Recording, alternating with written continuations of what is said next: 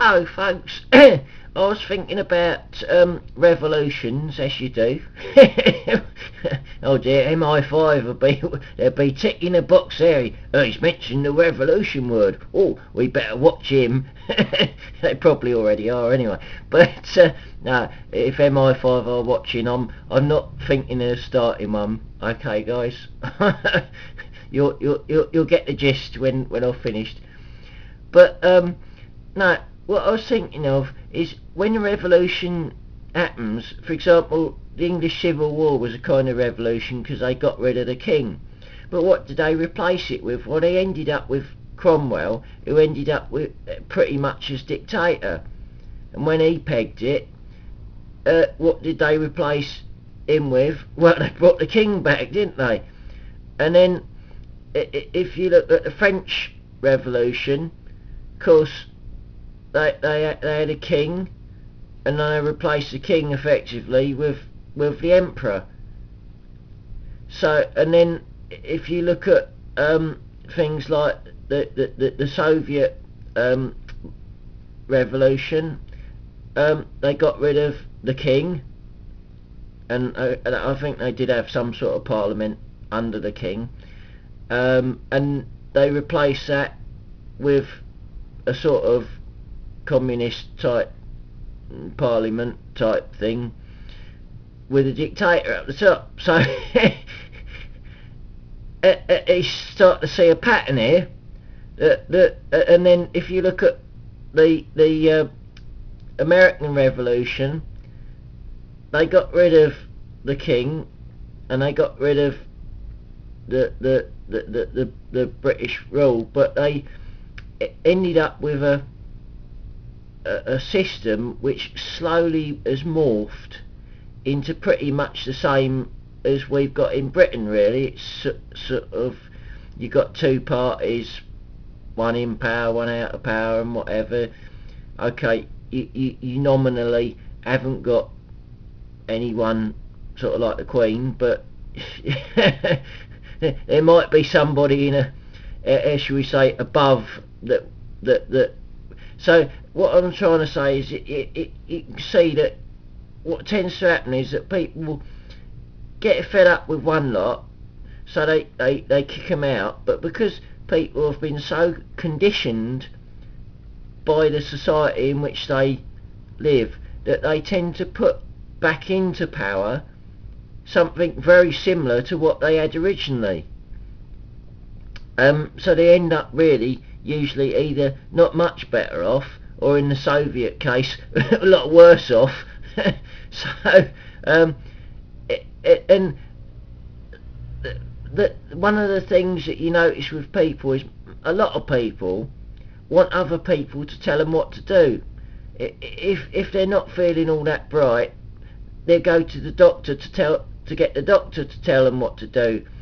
If they want to know how to do something on a computer, then they say, oh, can you help me? Can you show me how to do this? Okay, so most people have this built-in need for somebody else to effectively lead them, which is sort of where I'm coming at. And if you look at, for example, the Nazis banned homeschooling.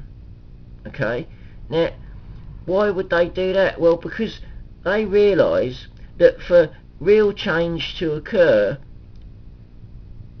it's going to come from the bottom, the way people's educated, not by some glorious leader coming along and telling you, here, you do this and you do that and whatever. It's going to come from the way people think. And if you've got that's why they like to have control of the education system. If you look at, in Britain, we've got the national curriculum, which what it did is, where you had different schools teaching different things, what this did is standardised everything, so everybody learnt the same.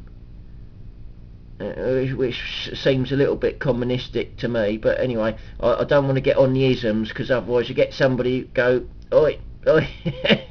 Okay, but it's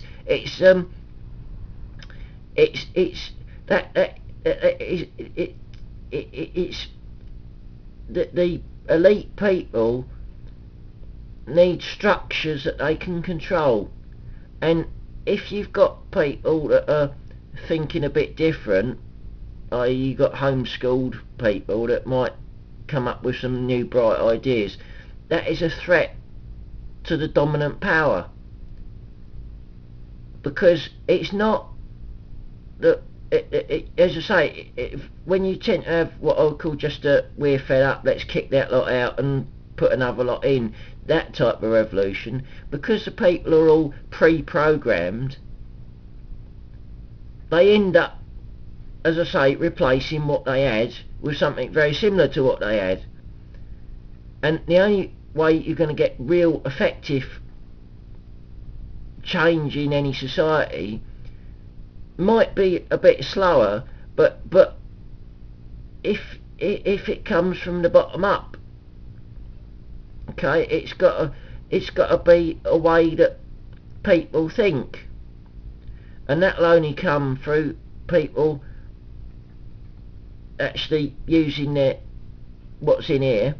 And that as I say, that's why I think things like homeschooling are seen as a threat, because people go, oh, we can't have, no, they'd be thinking something different, and that is where for if you're trying to control a population, that is where the real danger is, because the people could have a revolution overnight, but as long as the structure stays the same, as long as they're still all going, oh, we need a leader, tell us what to do, leader, then all the elite have got to do is, once you've had your revolution, they replace the people at the top with their people at the top, and then they end up with what they had before. It's just kind of happened in America, really. I mean, it's sort of started off with little government and people just getting on with it, and sort of talk about big government. I think there's a sort of obesity problem with government as well. I mean, we've got it over here. We've got obese government. I think they might need to go on a government diet plan. Here we are. Oh, Dave's government diet plan. Sign up now. How many governments are there around the world? Because most of them are suffering from obesity. Cool. I can make a packet on this one, can I? Cool. Yeah, come up with a new diet plan for government. Yeah. Do you want to slim your government? Well, if you want to slim your government, come to Dave. Dave will give you a new plan to slim down your government. Yeah, just let people educate themselves at the bottom and think a bit different. You'll soon have small government, because they're all wake up. They say, here, we're being scammed by that lot up the top. Yeah, anyway, right, cheers for now.